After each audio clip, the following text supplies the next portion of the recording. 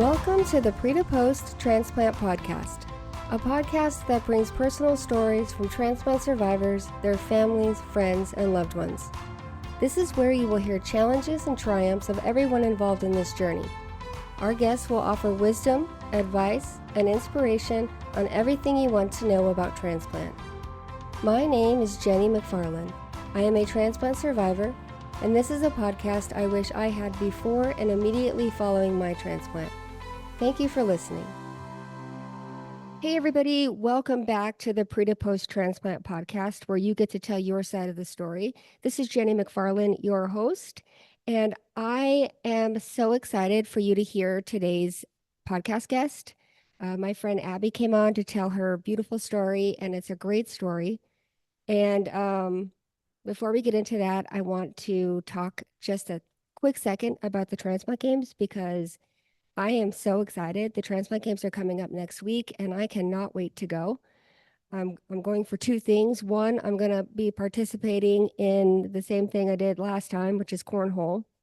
And I'm not very athletic, but I can do cornhole. And two, the foundation will be there and the podcast will be there. So if you're at the Transplant Games, please come by, say hello to me, come be on the podcast. I can't wait to talk to you, and I can't wait to meet you. That's one of the best part about the Transplant Games is you get to meet people that you know on Facebook or that you have never heard of before. And I'm so excited for that. I love meeting new people. And so just please come by and talk to me at the Transplant Games. Okay, let's talk about today's guest. My friend, Abby Gray, who I've met in the transplant circle, came on to tell her story about her husband who received a transplant. She's a caregiver, she's a mom, she's an advocate, and she's an author. And she has a great, amazing story about the whole process that she went through with her husband receiving a transplant, and also what came of it. So other than, just the most beautiful second chance at life. So I'm not going to get into too many details. I'm going to let Abby tell her story. So please help me welcome my guest, Abby Gray. Hi, Abby. Welcome to the podcast. Thank you so much for being here today. Thank you for having me. I'm excited. You're welcome. So let's talk a little bit about your journey first. So you are essentially a caregiver. I mean, that's not everything, but you're a caregiver to your husband, Reid, who had a transplant. So let's talk about, first tell me when he had his transplant, where he had it, and why he needed one. So he had his transplant January 14th of 2019 at Houston Methodist at the J.C. Walter Transplant Center. And he needed a transplant because he had primary sclerosing cholangitis. Say that again, primary? Sclerosing cholangitis. Oh. Okay. That's my first time hearing that. Okay. So what was going on with him and all this? Okay, well, first let me ask you, how long have you guys been married? So we got married in 2014, in March of 2014. Okay. And about 2 months after we got married is when he got his diagnosis. Yeah.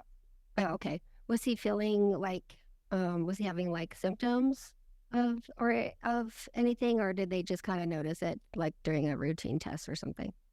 Yeah. So we actually, we were on our honeymoon in May in Santorini, and he started complaining of stomach pains. Okay.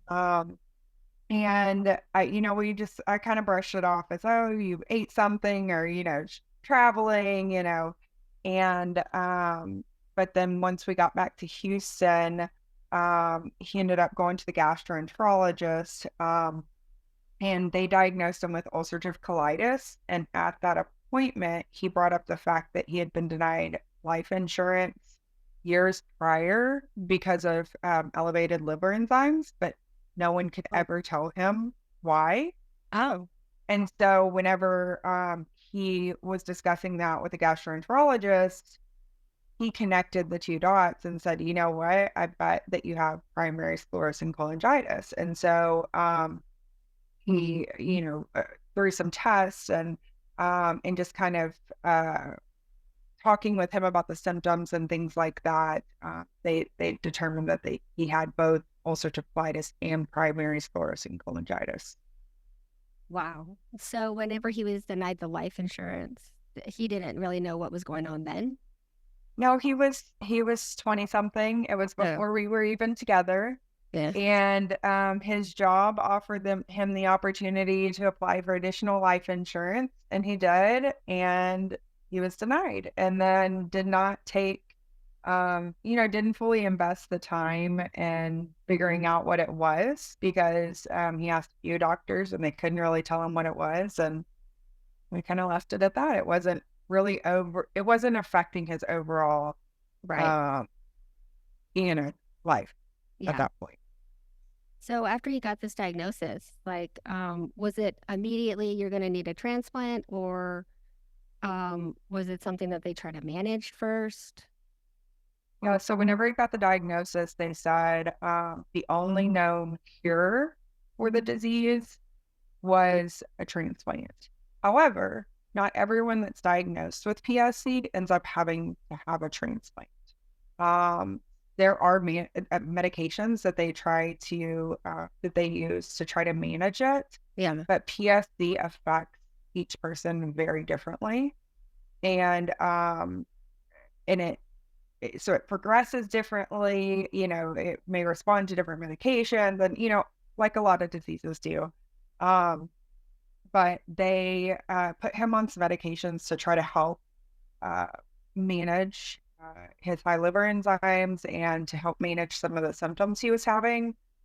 And it helped for a little while, but then he started Yeah. getting thicker. Yeah. So what kinds of things was he experiencing? Just like stomach pain and Yeah, overall so feeling? he had some bad stomach pain where he would like end up basically in the fetal position until the stomach pain went away. Yeah. But that was mostly due to the ulcerative colitis. And then the ulcerative colitis, they were able to get in remission after a year or so, on some medication. But then his PSC caused him to be really itchy. It was like an itch that like you can't scratch, like Okay. underneath your skin. Yeah. And so they had tried different medications to help manage that, but those had even worse side effects. Um, and so he just kind of had to live with that. So it was basically the itchiness, and then he was just really tired. He would come home from work every day and take a nap. Yeah. Yeah. Wow. Okay. So when did it start becoming that that you realizing that the medication's not really working? So we might have to go the transplant route. Yeah, so it was about it was I think 3 years after he was diagnosed that it really started to get bad. It kept gradually getting bad. He was having regular ERCPs and spyglass procedures, where they were going in endoscopically and like taking a really close look at the bile ducts, which is where PSC, it's the bile ducts of the liver that are really sick and really scarred. Mhm. The liver as a whole isn't as affected, but the bile ducts are what is really sick. And so they would go in and they would check out the bile ducts. It got to where he was doing that every 3 months or so. And he was having regular colonoscopies and just keeping an eye on everything. And then about 3 years after diagnosis, he was woke up in the middle of the night, in excruciating pain. He went out to the living room and he was shivering uncontrollably. He thought that it was ulcerative colitis pain.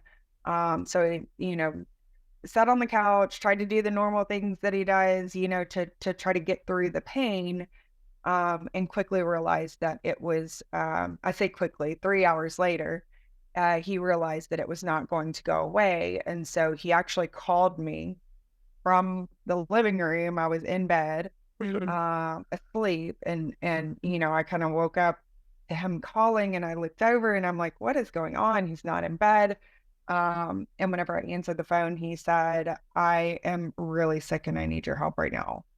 And so I went out into the living room and I immediately was like, we're going to the hospital.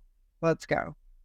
So we went to the hospital. He ended up having really bad cholangitis infection. It was a bacterial infection that was in his GI tract.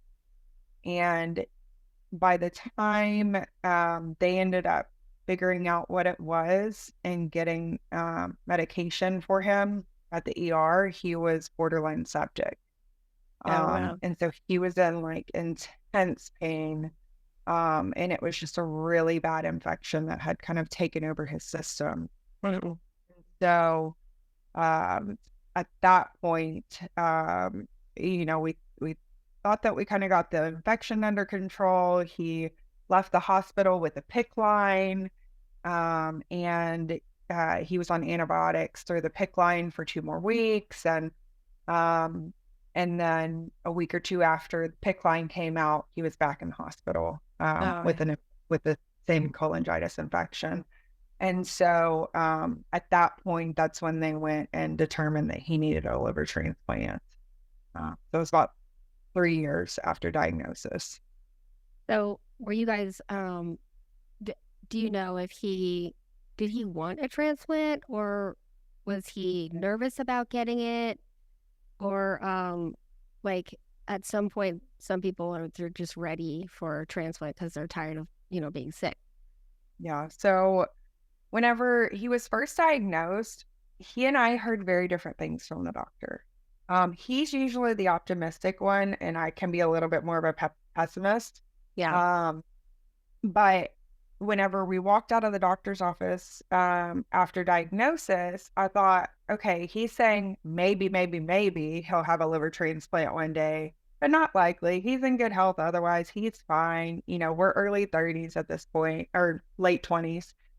So we'll be okay. He'll be okay. And if it happens, it's going to be like 10, 15, 20 years down the road, maybe. Yeah. What Reid heard was, I'm really sick and I need a liver transplant. And that's going to be the only thing that fixes me. Uh-huh. So it was very, we had very different perspectives on it. I think what he was more relieved once they said liver transplant. However, it was a really harsh reality. Nothing can ever truly prepare you for that moment, I don't think. Right.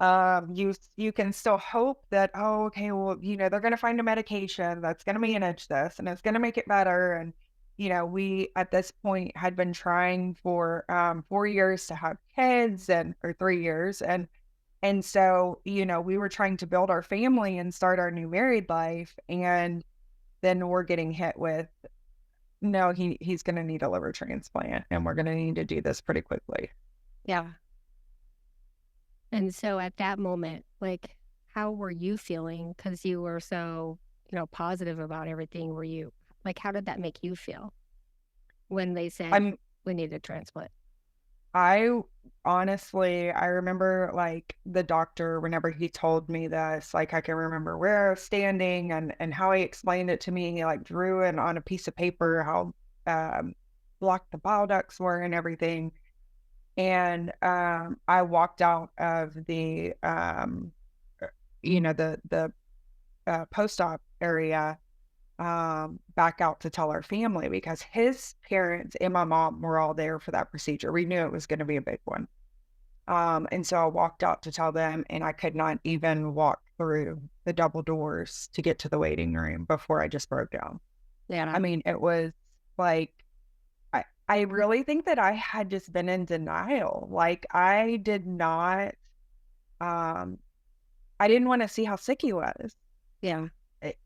And living with someone, you don't see how like other people could see, especially from like pictures, or if they didn't see him for a couple months and then they saw him again, they're like, man, he looks bad. His eyes are Yeah. sunken in, he was really thin, and I'm like, I mean, he's okay though.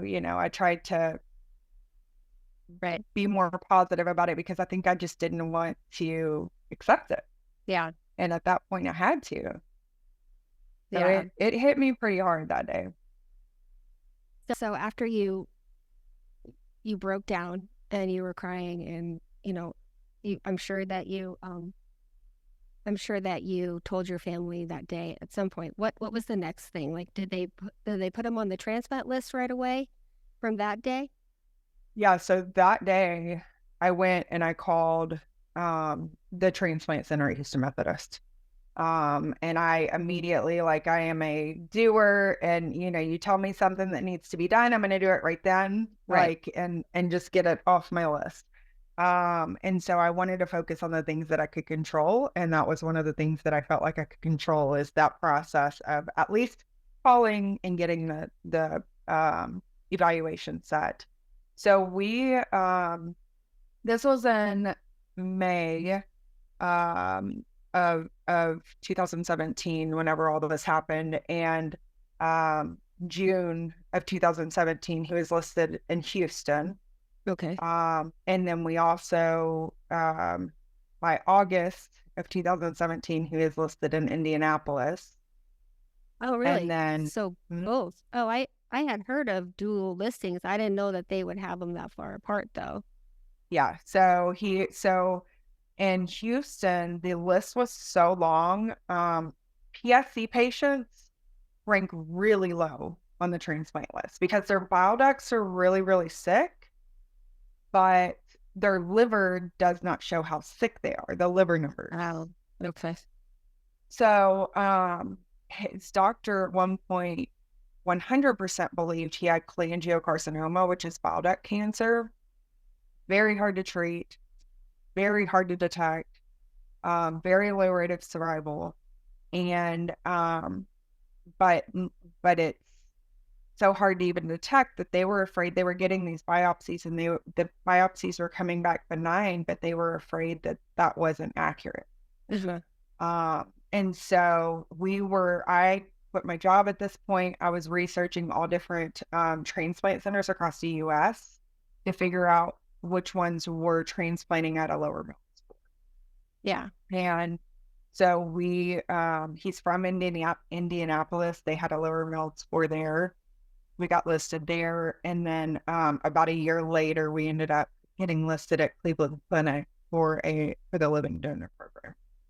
Oh, yeah. I was going to ask you about that. If you guys had considered doing the living donor liver transplant thing. Yeah. So at first they told us that that wasn't the best option for Reid because PSC has somewhere from like a 30 to 60% chance rate of reoccurrence in a new liver. Oh, okay. So if you do a partial and they have to reconstruct that bile duct, the understanding at that time, at least, is that that could hurt your chances if it were to reoccur. It could Oh, be okay. harder. Yeah. But so for the longest time they said living donor's really not the best option for him. He really needs a cadaver liver. He needs a whole liver with the bile ducts and everything. And but then it got to a point that they were so certain that there was cholangiocarcinoma that they said, you know what, living donor, let's do it. Like, that is better than cholangiocarcinoma. Yeah. And Houston did not have a living donor program at that point. Okay. They do now, but Yeah. they did not in 2018. Okay. So that's why you got listed in Cleveland. Okay. So were you listed in Houston and Indianapolis also? Okay. Yeah, and we kept up all of those listings active. Yeah. And that was in 2017. So you had to wait for 2 years essentially. Yeah. Okay. So during this 2 years, what all is happening? Like, what's going on with him? Like, is he just getting sicker and sicker, or is it managed okay? So after his cholangitis attack, We were exploring all the options with all the different, transplant centers. He also traveled to Emory in Atlanta. They actually denied him for the transplant list. Um, and we went to actually UAB in Alabama, and talked with the doctor there. Our insurance would not approve it, and so we were going through the appeal process there. But basically, it was like an all-consuming thing at that point where we were grasping at straws and trying to do everything could to get um, the information out there, but also, to make sure that we were doing this in the way that we could um, better his chances. Yeah. If we needed to relocate, we were relocating. Like we were fighting, we were doing whatever we needed to do.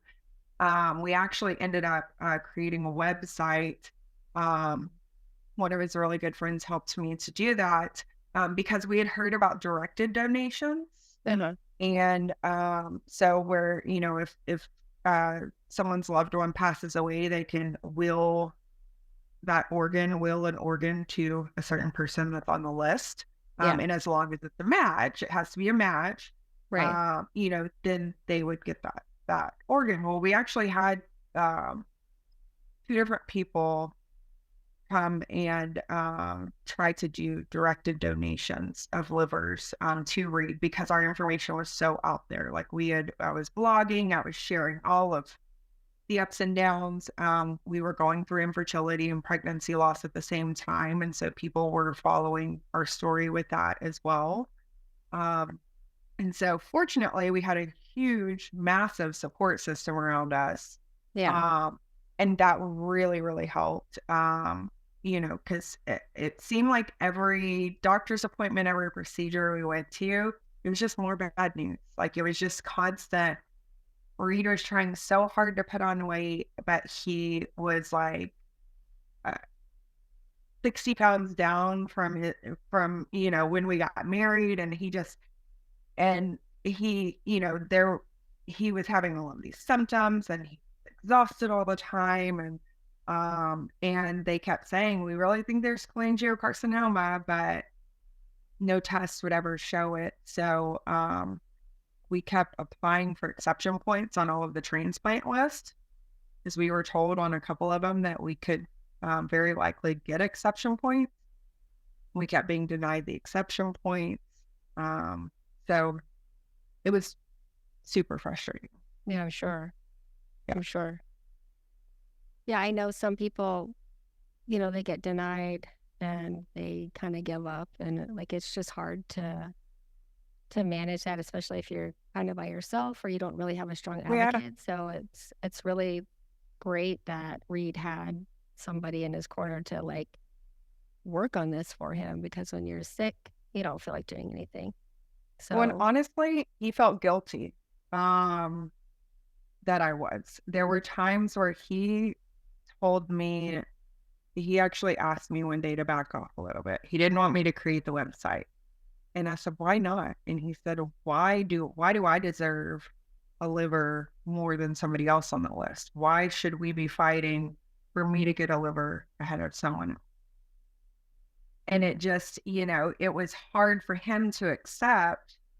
yeah, Like, we were very fortunate. We were absolutely privileged in the fact that I could step away and I could do that. And that's why I'm as involved in the organ donation community as I am now, because I'm very aware that so many people don't have that privilege. So many people yeah, do not have that advocate to be there for them and to help them through all of it. And so I really try to reach out and talk to as many people as I can about that. yeah, yeah. And I understand. By having a transplant myself, I understand Reid's guilt there.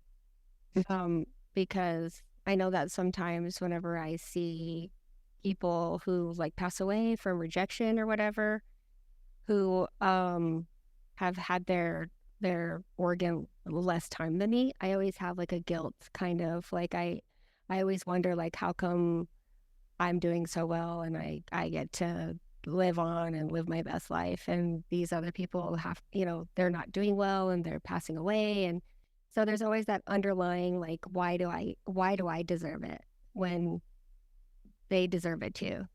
So it's just a feeling, like, I totally understand what he was feeling. Survivor's guilt.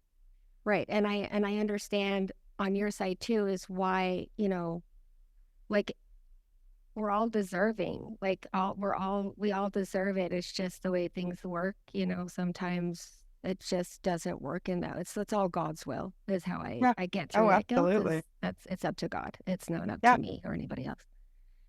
So sorry, I didn't mean to go on that tangent. Okay. Okay.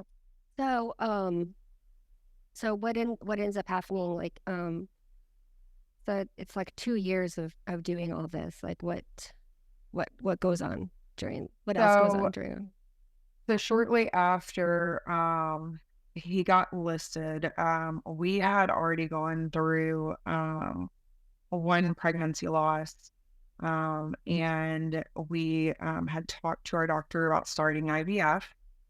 Um, and then as Reid got listed for transplant, we knew that kind of, while we didn't want to take the focus off of our fight for transplant for him, we also knew that there was a good potential that he would get sicker, and then he might not, even after transplant, might not be able to have kids. Or if he had cholangiocarcinoma, would he have to go through chemo, and then would he be sterile?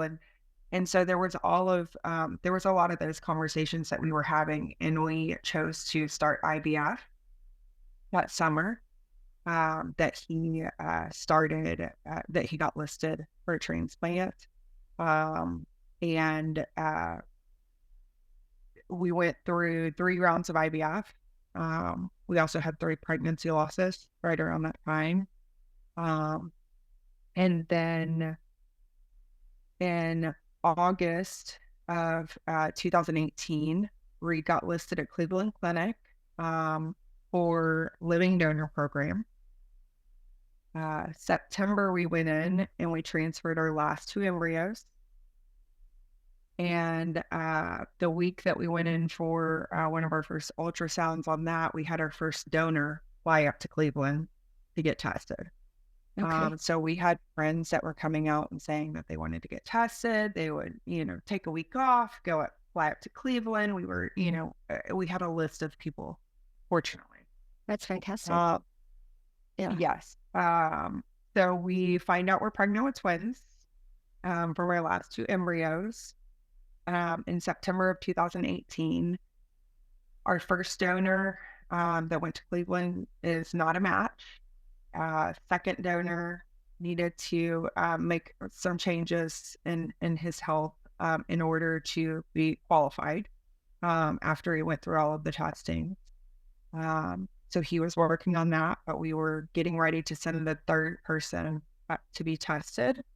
And then in January of 2019, my mom called me one night, and we were actually heading out to a wedding reception for a friend. And she said, "Abby, I don't know what I've done, but I really think Reid has a directed donation coming to him." And I said, "Well, what do you mean?" And we had this opportunity twice before. We had people call and say, "Hey, we need all of his information. We're gonna, get this rolling." My mom had seen a friend of a friend post on Facebook that she had lost her son in a skiing accident, and he was going to be an organ donor. My mom reached out to the mutual friend of theirs and said, "Look, like, I don't know, like, I want to be very sensitive to this. Like, this family is grieving. Yeah. But I would also like to put the option out there to do a directed donation for my son-in-law." I grew up 20 minutes from where Clayton, their son, did, and where the Sparks live now. And so she said, "Well, do you think that they would even be open to having that conversation?" And the mutual friend said, "Absolutely." like they absolutely like reach out to her. And so my mom very gently commented on her Facebook and said, I'm so sorry for your loss. My son-in-law is actually in Houston, and he's waiting for a liver. If you're interested in doing a directed donation, and it would be, bad because his accident was in Colorado. So the majority of his recipients are there. Um, so she reached out, and at that moment that my mom made that posted that on her Facebook, Beth was on the phone with her sister. So Beth is the friend of a friend who is losing her son. She was on the phone with her sister, and her sister said, Beth, hold on, you've got to listen to this. And she read the comment because she had her Facebook open. And Beth said, I gotta go. I gotta talk to the doctor and see if we can make this happen. And so Clayton Sparks was he was 24 whenever he got in a skiing accident, and his mom, Beth, and dad, Larry, chose to directly donate his liver, my husband. Whenever they told the doctor that they wanted to do that, the doctor said, look, we can try this, but there's a very slim chance of it working. He said, I've never seen this situation actually work out. There's like a 1 in a million chance. I'll try, but don't get your hopes up. Yeah. And well, then things started. They were doing more testing, and they had all of Reid's information, and it was looking more like it was going to be a match. And the next day, we got called into the transplant center, and they prepped him for surgery. Our team flew up to Colorado and brought back Clayton's liver, and it ended up being the match that Reid needed. And so it was a whirlwind of a few days. It was very unexpected, and we sat in 4 different transplant education classes. 5 different transplant education classes.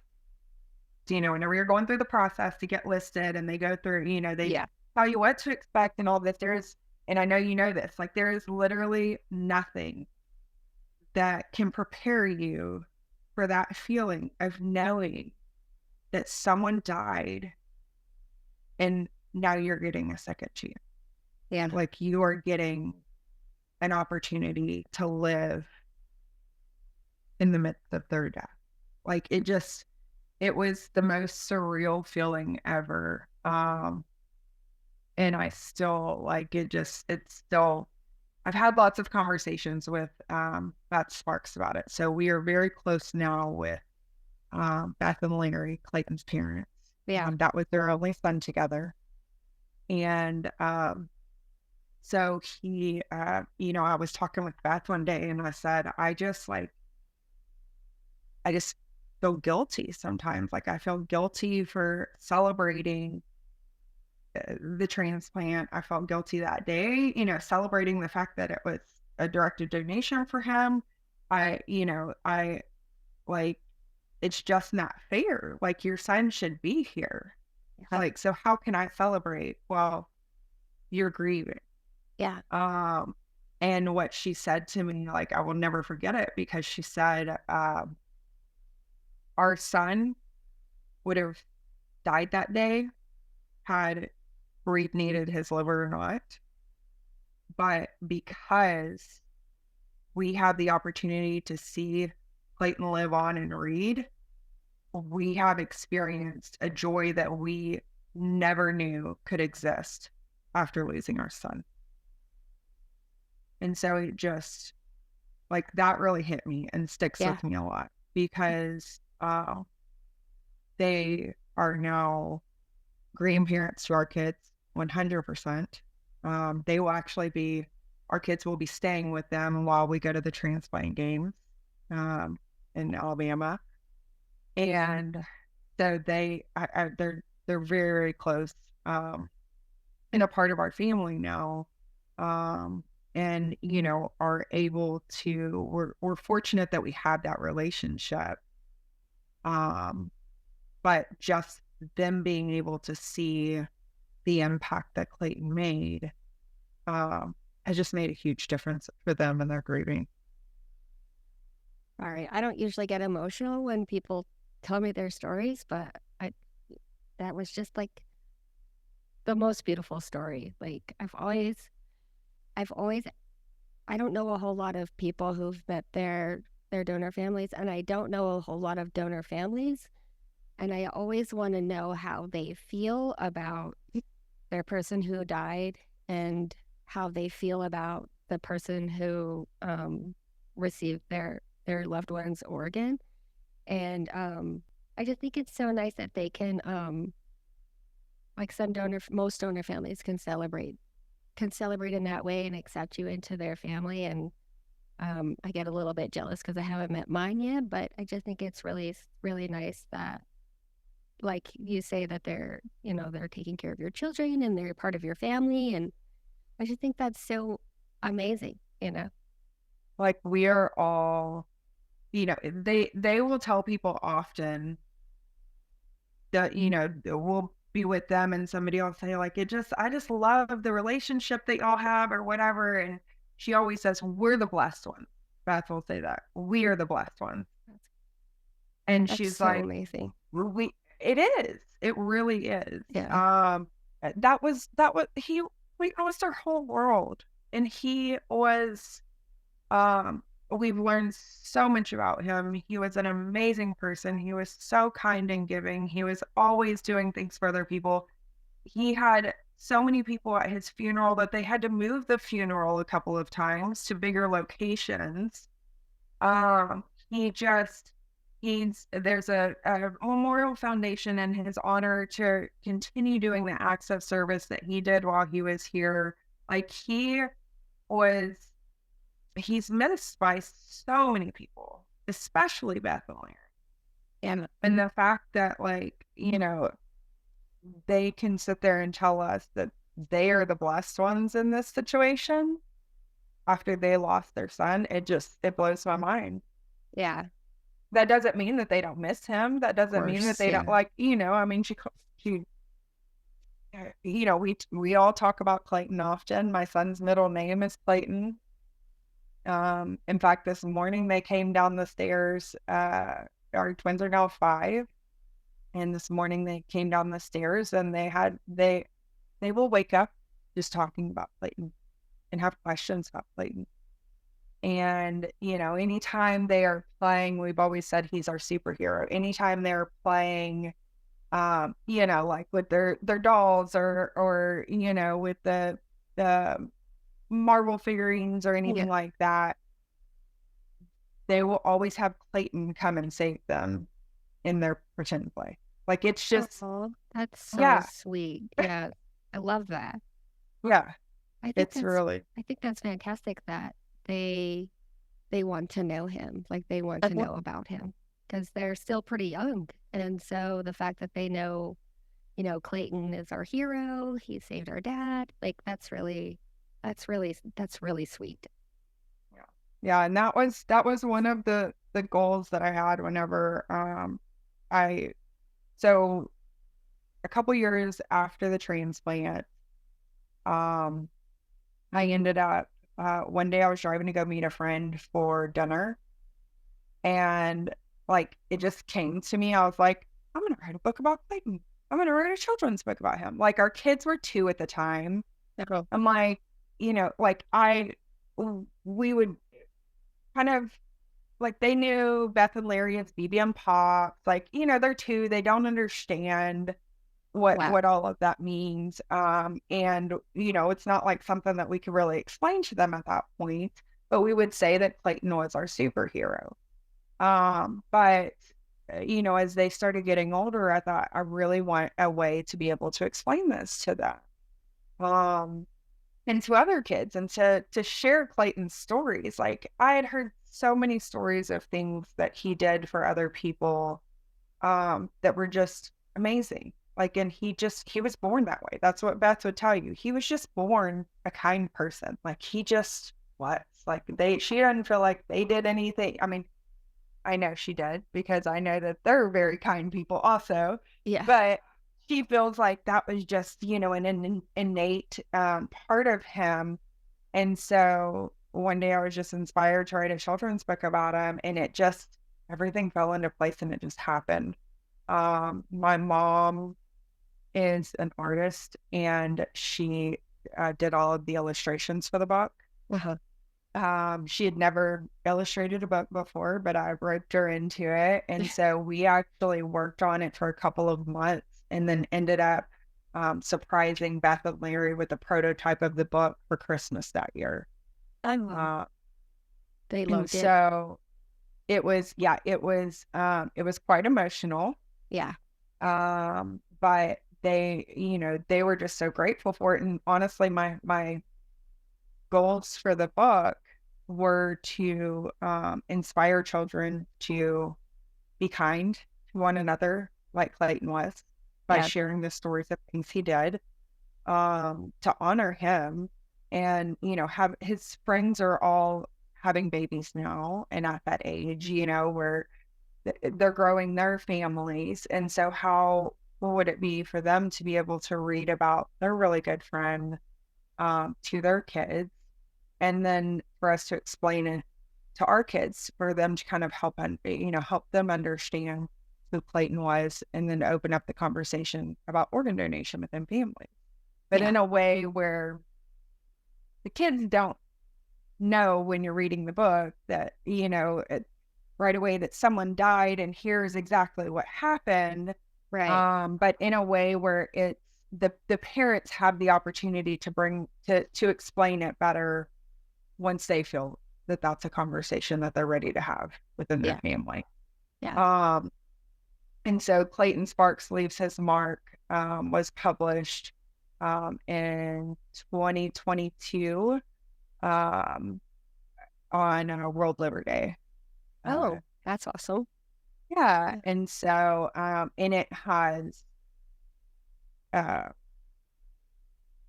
like, my favorite thing ever is to see pictures of Clayton's friends' kids reading the book. And I get that from them. Yeah. And it just, like, my kids can recite the book by heart.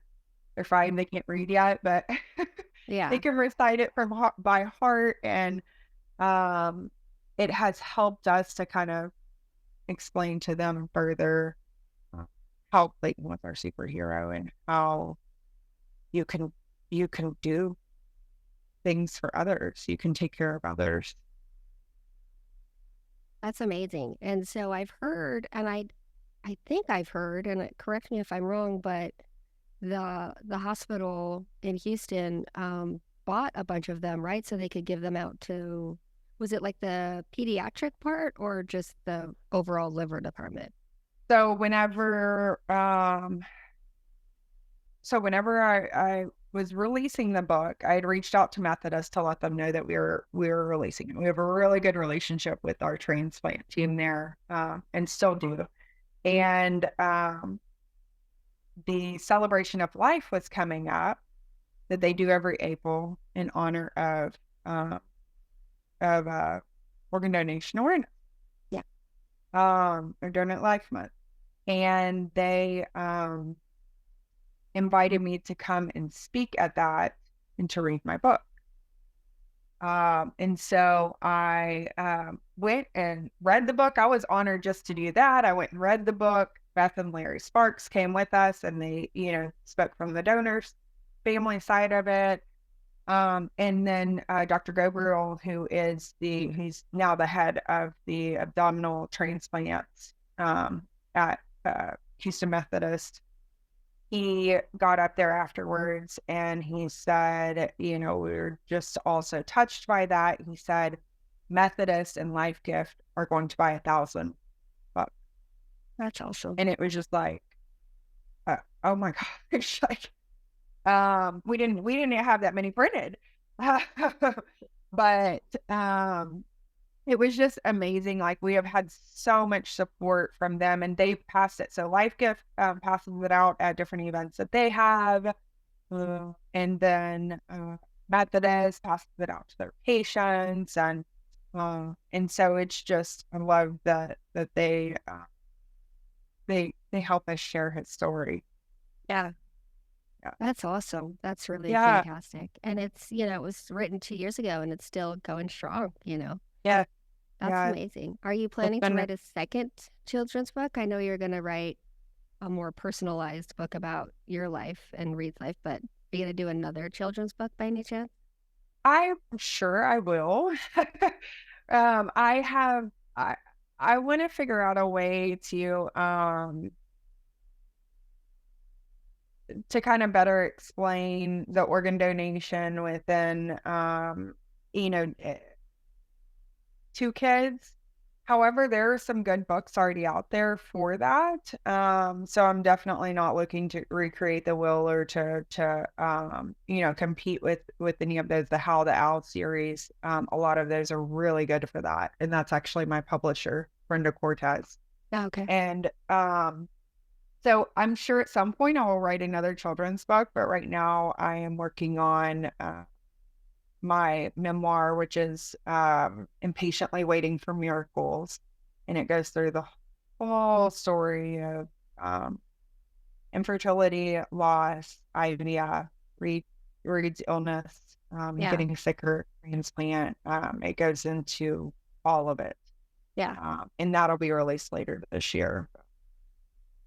I wish I could write. I would love to write a book. I'm just not. I never planned to. Yeah. I was not an English person. I was not Yeah. I actually did not even start really reading books until I was 30. Yeah. I still don't. So I'm Like, 45.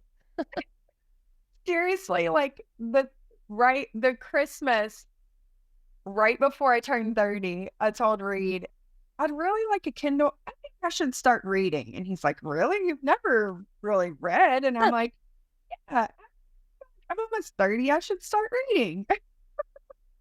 And so it was never something I planned on doing. That's funny. And it just, like, now I'm really into it. But it just kind of Clayton's story was easy. It was so easy to tell. It was so easy to write. And then, like, the memoir, like, I blogged throughout most of our struggles, and so I had that to kind of go back to and almost relive that the emotions of those moments. Was it really hard to Oh yeah. write? Yeah. Yeah. It was there were a lot of times writing that I just had to step away from it. And I would just, like, I would tell Reid, okay, like, not writing for a couple weeks, whatever. Like, Yeah. especially, like, sometimes whenever I would be writing, like, maybe if I was writing about a loss, like I was writing one of the chapters about a pregnancy loss that we had, if it happened to be around that same time as we had the pregnancy loss, like, forget it. Like, it just, there were kind of things that triggered me along the way. But I, shortly after Reid had his transplant, I developed, about a year after he had his transplant, 3 months later, the kids were born, the twins were born. And they were in the NICU for 19 days. Reid was re-hospitalized at that same time while they were in the NICU. It was just a lot all at once. And so about a year after, I finally realized that I needed to get in and see a psychiatrist and do some really deep therapy. And so I was diagnosed with PTSD, had OCD tendencies, and I had really bad anxiety. And that all kind of developed as a result of all of this. And so I had told myself I was fine for so many years and kept pushing through and kept pushing through, and then it all caught up to me. And so fortunately, I'm established with a really good therapist who has helped me get through all of that. And so she was there for she's been there through all of the book writing too. I check in with her regularly, at least once a month. We catch up and are able to kind of process some of that. So that has Right. helped tremendously. I was going to ask you, but we kind of jumped around. Like how is it managing a like newly transplanted husband who you're trying to take care of, being pregnant, and having twins and having little brand new babies, and your husband Reid? Like, how did you manage to get through all of that? Like, that seems like that would be so much to handle. Our support system, Yeah. like literally, like I could not have gotten through any of that without our support system because I was a mess. Like people would walk into our, like after, post transplant life, and they're telling you like, about the germs and what you can eat and who you can be around, and making sure like taking care of yourself there. Well, then you go into the NICU life, same thing. Yeah. As far as the germs and making sure that, and our babies we were leaving our babies at the hospital every night to come home. And like, that was hard. And, so anytime people walked into our house, it was like, wash your hands, take your shoes off. Like I was a mess. Yeah. But we had several, close family members. Reid's parents were over here almost every single day. My mom lived a little bit further away, but she was here as much as she possibly could be. Yeah. My best friend, my sister, like we had so many friends. I had a friend that also had a new baby at that point. She hired a nanny and would, for a few hours during the day, she would leave her son with the nanny, come over to help me. Like there Oh were yeah. just there we had so many amazing people that would just they knew how hard it was. They didn't know personally, but they Yeah. could imagine, you Yeah. know. And they saw what all we were going through and how we were trying so hard to keep it all together. And so they were all there for all of it. That's great. I mean, that's Yeah. so great. And how is Reid doing? Like, how is he doing now? He's doing great. He has been working out, getting ready for the transplant games. Okay. He is going to play basketball and volleyball.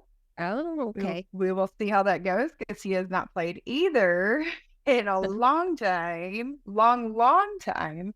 But we're excited, to be able to do that. He's a very active dad with the kids. Like I mean, he does just as much as I do. As soon as he gets home from work, then he's very active with them. He does work full time. And That's he great. went back to work like just a few months after transplant, went back full time. So, Fantastic. I mean, there's always bumps. Of course. There's always things you run into post transplant that people don't really understand if you haven't been there. Yeah. It's not just, oh, you got a transplant, you're so healthy now and things are great. And, Yeah. there's definitely challenges that come with it and bumps along the way. But overall, we're just like completely grateful that he is and the health that he's in and that we have our babies here. Well, that's fantastic. I'm so Yeah. glad that everything worked out so great. And, we're friends, but I mostly follow you on Facebook, and all the pictures you share with him and your twins are just so adorable. And you guys look like you are healthy and happy. And I think that's fantastic. Thank you. So I want to talk a little bit about the Transplant Games. Uh-huh. So first, this is your first time going, right? Yes. Okay. I'm so excited. We're both so excited. This is going to be life-changing because Yeah. when we went in 2022, that was life-changing for me. So it's so amazing there, and I can't wait to go.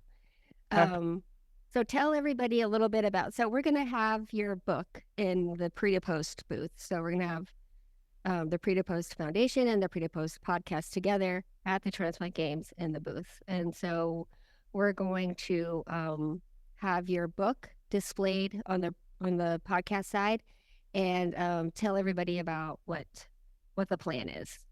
Yeah, so I'm really excited, and thank you for allowing me to do that. We will have each day during the Transplant Games, we will have a drawing for a signed copy of Clayton Sparks Sleeve Says Mark. We also will have there's a rainbow ornament. I mentioned that my mom did all of the illustrations, Yeah. and there's a rainbow that she drew that's in the book. That I think just really symbolizes hope and and then the rainbow after the storm. Yeah. And so we will also give away a rainbow ornament each day. That's awesome. Yeah. So if you're listening to this episode and you're going to the Transplant Games, make sure you come by so you can Yes. enter the drawing for the book. I have a copy. I have a signed copy, so I'm good. But yeah, it's going to be so much fun, and I can't wait to go. And I'm so glad that Reid is competing. I'm Yeah. competing, but I'm definitely not doing anything, active. I'm not going to be I jumping or mean, running or. we're gonna see. We're gonna see how I told him I'm like, you may come home a little banged up, but That's okay. That's yeah. okay. Mostly everybody's there for fun, so it Yeah. doesn't really matter. Okay, good. Just as long as he doesn't get hurt or anything. Right. Like, I don't think, it would be like a sore muscle type thing. Yeah. Like, Yeah. Okay. Well, tell everybody real quickly where they can get the book before the Transplant Games if they want it. yeah, so the book, Clayton Sparks Beliefs This Mark, can be found at claytonsparksbook.com. And one thing I failed to mention earlier is that a portion of the proceeds of the profits of the book actually go back to his foundation. Okay. So it's the Clayton Sparks Memorial Foundation, and I make an annual donation to that based on book sales Oh, that's each awesome. year. Okay. Do they have like a website or something? They can be found on Facebook. Okay. They haven't been as active in sharing what they're doing. Okay. But each year they go and they play Santa Claus, and they buy food for the food bank, and so those are the kind of things that they do. that's Some of the stories that are in the book. Okay. Well, I'm going to put a link to both of those in my show notes and on social media. So if whoever wants to go look at it can go check it out. Perfect. Okay. Well, Abby, thank you so much for coming on the show and sharing your beautiful story. And I can't wait for a couple weeks till I see you in Alabama. No. I'm excited. Yeah. Okay. All right. Well, I'll talk to you soon. Have a good night. And tell Reid I said hi. Thank you. All right. Thanks so much, Jenny. Thank you for listening to the Pre to Post Transplant Podcast. Please be sure to subscribe to the podcast and follow us on Facebook. Oh, and if you have not signed up to be an organ donor, please visit www.organdonor.gov and register today. You too can save lives.